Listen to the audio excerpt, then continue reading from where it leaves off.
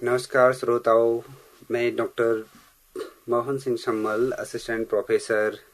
भूगोल, उत्तराखंड मुक्त विश्वविद्यालय हल्द्वानी के सामुदायिक रेडियो स्टेशन 91.2 में आज पृथ्वी दिवस के बारे में कुछ जानकारियां आपके सम्मुख साझा कर रहा हूं। जैसा कि आप सभी लोग जानते हैं कि आज 22 अप्रैल पृथ्वी दिवस के रूप में पूरे संसार में आज पृथ्वी दिवस के रूप में इसे मनाया जा रहा है, जिसकी शुरुआत 22 अप्रैल 1970 से की गई थी और जिसको मनाने का जो पहला विचार या सुझाव आया था वो ये था कि कैलिफोर्निया में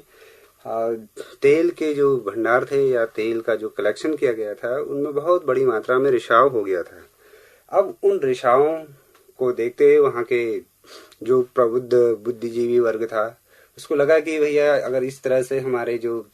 नेचुरल रिसोर्स हैं, संसाधन हैं, अगर उनका हम दुरुपयोग करते रहेंगे और भविष्य के लिए कोई हमारी योजनाएं नहीं बन पाएगी तो एक दिन धीरे धीरे जो है हमारे जो प्रकृति के द्वारा हमें निःशुल्क उपहार स्वरूप असंख्य जो संसाधन दिए गए हैं वो हमारी पृथ्वी से सदा सदा के लिए समाप्त हो जाएंगे। तो कैसे हम इस पर्यावरण के क्षेत्र में सुधार लाएं और सामान्य मानविकी को किस तरह से पर्यावरण के प्रति जागरूक करें, इन सभी के लिए जो गैलॉर्ड नेल्सन नामक एक व्यक्ति थे उनके द्वारा इस मुहिम को चलाने का कार्य किया गया और धीरे धीरे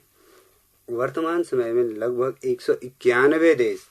इस मुहिम से जुड़े हुए हैं। पृथ्वी दिवस मनाने का जो मुख्य मकसद है, हमारा उद्देश्य है, वो यह है कि प्राकृतिक संसाधनों का इस प्रकार से उपयोग किया जाए जो आने वाली पीढ़ी को भी लंबे समय तक मिलते रहे और वर्तमान पीढ़ी भी संसाधन के अभाव में न रह के संसाधनों का विवेकपूर्ण उपयोग करते रहे। लेकिन हम इस तरह का सुनियोजित जो प्लान हमारा है उसको नहीं करते हैं। आज हम इतने बड़ी मात्रा में, सामान्य भाषा में बोलें तो महत्वाकांक्षी हो गए हैं या भौतिकवादी हो गए हैं कि हमने जो इतने भी प्रकृति के उपहार हैं उनको बिना सोचे समझे कि इसके परिणाम क्या होंगे, भविष्य में हम लोग कहाँ जाएंगे, आने वाली पीढ़ी हमारी किस तरह से अपना जीवन यापन करेगी, क्योंकि प्राकृतिक संसाधनों की जो मात्रा है वह इस धरातल पर सीमित है, वो एक समय के बाद समाप्त हो जाएंगे। जब हमारे संसाधन सीमित हैं और वो समाप्त हो सकते हैं तो हमें इस तरह का कार्य क्यों नहीं करना चाहिए जिससे कि वह दीर्घ काल तक चलते रहे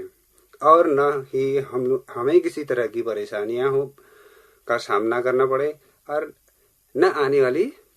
पीढ़ियों को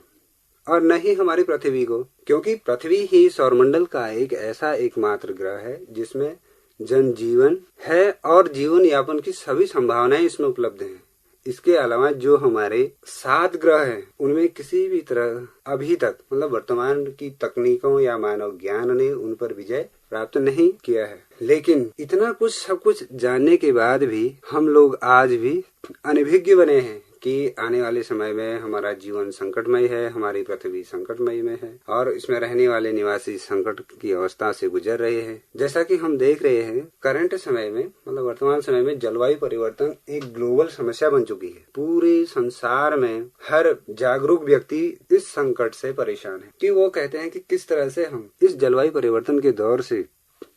समझौता करें, कैसे इसको रोकें। और जो उसके परिणाम हम देख रहे हैं जलवायु परिवर्तन से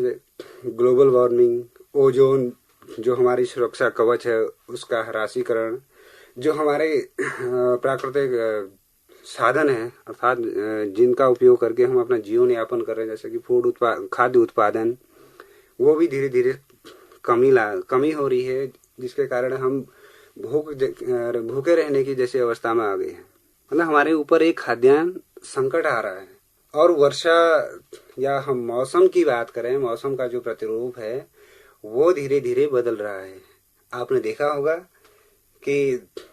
आज से अगर हम 20 साल, 25 साल या 30 साल पुराने अपने मौसम के चक्र को देखते हैं तो नियमित रूप से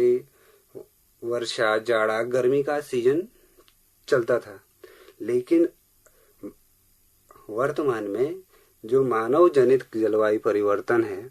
या हम कहें कि औद्योगिक क्रांति के बाद जो हमने विभिन्न प्रकार की औद्योगिक विकास की होड़ में ग्रीन हाउस गैसों का जो उत्सर्जन हमने बड़ी मात्रा में किया है, उससे हमारा पूरा मौसम चक्र ही बदल रहा है। अब मौसम चक्र बदलने के साथ साथ जलवायु चक्र भी बदलने लग गया है,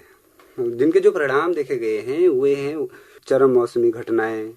हिमानियों का पिघलना, प्रतिवर्ष रिकॉर्ड तोड़ गर्मी का बढ़ना या घटना, गर्म और ठंडी हवाओं का चलना, वनाग्नि में तेजी आना, पारिस्थितिकी असंतुलन बिगड़ना, बीमारियों और महामारियों की संख्या में वृद्धि होना। जैसे कि अभी तात्कालिक 2 साल पहले का ही हमारा टाइम पीरियड देखा जाए तो कोविड जैसी महामारी आई, वो भी कहीं न कहीं मानव जनित ही रही है। इसके अलावा जो क्लाइमेट चेंज का जो परिणाम देखा गया है वो सबसे बड़ा हमारे हिमालयी क्षेत्रों में है। हिमालयी क्षेत्रों में इस प्रकार से है कि हिमालय को पूरा एशिया महाद्वीप का वाटर बैंक कहा गया है। वाटर बैंक इसलिए कहा गया है क्योंकि ये पूरे बर्फ के आवरण से ढका हुआ है। बर्फ आवरण से ढका होने से जो पृथ्वी का 71% भूभाग हमारा जल का है, उस जल में वो अधिकांश जो है पृथ्वी का 71% जो जल हमारा है वो पीने योग्य नहीं है। केवल जो प्योर वाटर है हमारा है वो हिमालयी क्षेत्रों की हिमानियों और अंडरग्राउंड वाटर ही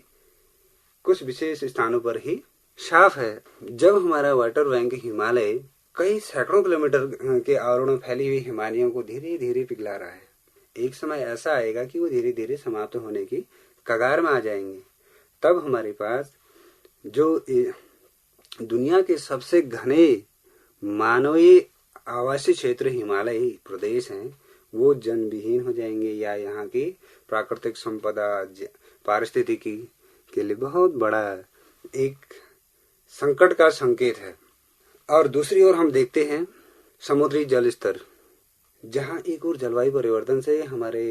हिमानियों का पिघलाव तेजी से हो रहा है, मौसम तंत्र में परिवर्तन हो रहा है, तो वहीं दूसरी ओर जो समुद्र तटीय क्षेत्र हैं वहां पर जल आवरण में जल स्तर में भी धीरे धीरे वृद्धि हो रही है, जिससे बहुत बड़ा संकट उत्पन्न हो रहा है कि वहां पर हिमालयी जो आपके समुद्र तटीय जो क्षेत्र हैं वो जल समाधि ले रहे हैं।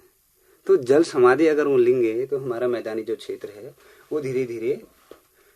जल में डूब जाएगा, और वहां के निवासियों के लिए जो पलायन या आवास की सबसे बड़ी चुनौती हमारे मानव समाज के लिए होगी। अब हम बात करें वनाग्नि की। उत्तराखंड को ग्रीन वनस के रूप में या हरित आवरण के रूप में प्रदेश के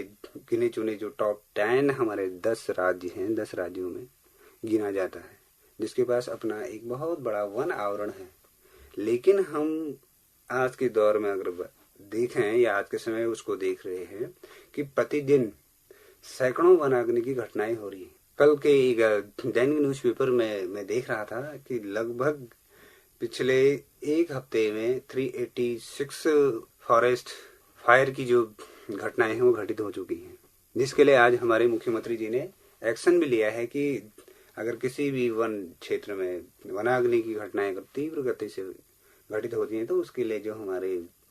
वन क्षेत्र अधिकारी हैं, प्रभागीय अधिकारी हैं, वो जिम्मेदार रहेंगे। क्योंकि हमने प्राकृतिक तंत्र में बदलाव किए हैं। प्राकृतिक तंत्र में बदलाव करने से क्या हो रहा है कि प्रकृति का जो कॉपरेशन, जो सहयोग हमें मिलता था वो अब धीरे धीरे बदल गया है। वर्षा अपने नियमित टाइम से नहीं हो पा रही है। ठंड का जो पीरियड था, एक निर्धारित समय था, वो उतने समय तक नहीं रुक पाती है। इसके अलावा गर्मी का जो ड्यूरेशन था वो भी समय से अपने समय को छोड़ कर गई, या तो बहुत कम समय में अधिक वर्षा के रूप में बरस जा रहा है, या लंबे समय तक वर्षा का ब्रेक हो जा रहा है। तो इस तरह की अनेक प्राकृतिक और मानवजन्य संकट जो हैं हमारी पृथ्वी पे दिन प्रतिदिन घटित होते जा रहे हैं, और एक समय ऐसा आएगा कि ये संकट मानव ज्ञान और मानव की क्षमताओं से बाहर हो जाएंगे। तब क्या होगा कि अन्य ग्रहों की तरह हमारी पृथ्वी भी वीरान होने की स्थिति में पहुंच जाएगी, क्योंकि सौर मंडल में पृथ्वी के अलावा किसी भी ग्रह में जन जीवन की न तो अभी तक कोई हमें सफलता मिल पाई है वहाँ कि हम इस तरह की सुविधाएं उपलब्ध करा दें कि मानव को बसा लिया जाए, और न ही वहाँ पे अधिकांश ग्रहों में जीवन की संभावनाएं देखी गई हैं। इतना कुछ जानने के बाद भी यदि हम लापरवाह बने रहते हैं तो धीरे धीरे क्या होगा कि हम आज तो अपने स्वार्थ की पूर्ति के लिए प्रकृति के जो संसाधन है, पृथ्वी ने जो हमें निःशुल्क रूप में दिया है और उसका उपयोग कर रहे हैं, तो एक समय बाद जब वो समाप्त हो जाएंगे तो हम फिर कहाँ से लाएंगे, क्योंकि वो तो हमारे पास सीमित मात्रा में है। तो इस संतुलन को अगर हमें ठीक करना है, लंबे समय तक जनजीवन को चलाना है, तो हमें केवल कागजी कार्रवाइयों तक या बंद कमरों में ही आज की जो पॉलिसियां नीतियां बन रही हैं उनसे सतही स्तर पर आना होगा। जैसे कि आप लोगों को विदित होगा, इससे पहले पर्यावरण शिक्षा के रूप में या पृथ्वी को बचाने के लिए बहुत सारे सम्मेलन राष्ट्रीय और अंतर्राष्ट्रीय स्तर पर किए गए हैं। बड़े बड़े सम्मेलनों को अगर हम देखते हैं या बड़ी बड़ी संस्थाओं को देखते हैं जिसमें UNDP, UNESCO, IPCC, world bank जैसी बड़ी संस्थाएं हैं जिन्होंने पृथ्वी में आ रहे संकटों को रोकने के लिए या उनको उनमें नियंत्रण लाने के लिए या इको फ्रेंडली काम करने के लिए अपने स्तर पर कार्य किए, लेकिन उनको उनका सतही स्तर पर कोई भी परिणाम देखने को नहीं आया है। वो इसलिए नहीं आया है क्योंकि हमारे ग्रास रूट पर हम लोग कार्य नहीं कर पाए हैं। तो इसके लिए हमें एक सामान्य मानविकी के साथ जुड़ना होगा और हर व्यक्ति को पृथ्वी और उसके संसाधन तथा उसके निवासियों के लिए उसकी महत्ता को समझाना होगा। जो उस क्षेत्र में कार्य कर रहे हैं उन व्यक्तियों को और अधिक कार्य करने की आवश्यकता है, जिससे कि हमारी पृथ्वी का जीवन चक्र लंबा हो सके और हमारा जीवन भी इस धरातल पर लंबे समय तक बना रहे। और जलवायु परिवर्तन के दौर में और पर्यावरण शिक्षा को बढ़ावा देने की आवश्यकता है, क्योंकि जलवायु में परिवर्तन लंबे समय से होते हुए आए हैं। जब से पृथ्वी की उत्पत्ति हुई है तब से सैकड़ों बार परिवर्तन का चक्र चलता आया हुआ है। परिवर्तन कड़वा सत्य है, ये होते रहेंगे, लेकिन प्रकृति जन्य और मानव जनित परिवर्तनों में बहुत बड़े अंतर होते हैं। प्रकृति जहाँ पर एक और परिवर्तन लाती है तो वो उसमें समायोजन की क्षमता भी देती है। यदि मानव परिवर्तन लाता है तो वो अपनी सीमा के अंदर ही समायोजन नहीं कर पाता है, क्योंकि प्रकृति के समक्ष हम लोग नश्वर हैं, मतलब हम सक्षम नहीं हैं। इसलिए एक पृथ्वी हमारे पास है जो अमूल्य नहीं बहुमूल्य धरोहर है हमारी। इस धरोहर को हमें बचाया रखना होगा, इसका संरक्षण करना होगा, क्योंकि जिस घर में मानव रहता है या इंसान जिस घर में रह रहा है उस घर की वो सुरक्षा देखभाल करता है। तो ठीक उसी प्रकार से जिस पृथ्वी में हम रह रहे हैं उस पृथ्वी की संरक्षण की जिम्मेदारी भी हम प्रत्येक मानव, हम सभी इंसानों की या सभी व्यक्तियों की बनती है। यदि हमारी पृथ्वी सुरक्षित रहेगी तो हम लोग सुरक्षित रहेंगे, और हमारी पृथ्वी सुरक्षित नहीं रहेगी तो हम कहाँ से सुरक्षित रहेंगे। इसलिए मेरा सभी श्रोताओं से आग्रह है कि हम एक संकल्प लें कि जिस प्रकार से हम अपने घर की सुरक्षा करते हैं, अपने खेत खलिहानों की सुरक्षा करते हैं, अपने घर परिवार की रक्षा करते हैं, उसी भांति हमें अपनी एकमात्र हरित ग्रह पृथ्वी की भी सुरक्षा की नैतिक जिम्मेदारी लेनी होगी और उसकी सुरक्षा करनी होगी। तभी हम वास्तव में होमो सैपियंस कहलाएंगे। और मैं आज इसी के साथ अपनी वार्ता को समाप्त करता हूँ। फिर मिलते हैं किसी अन्य इस प्रकार की घटना के साथ। नमस्कार।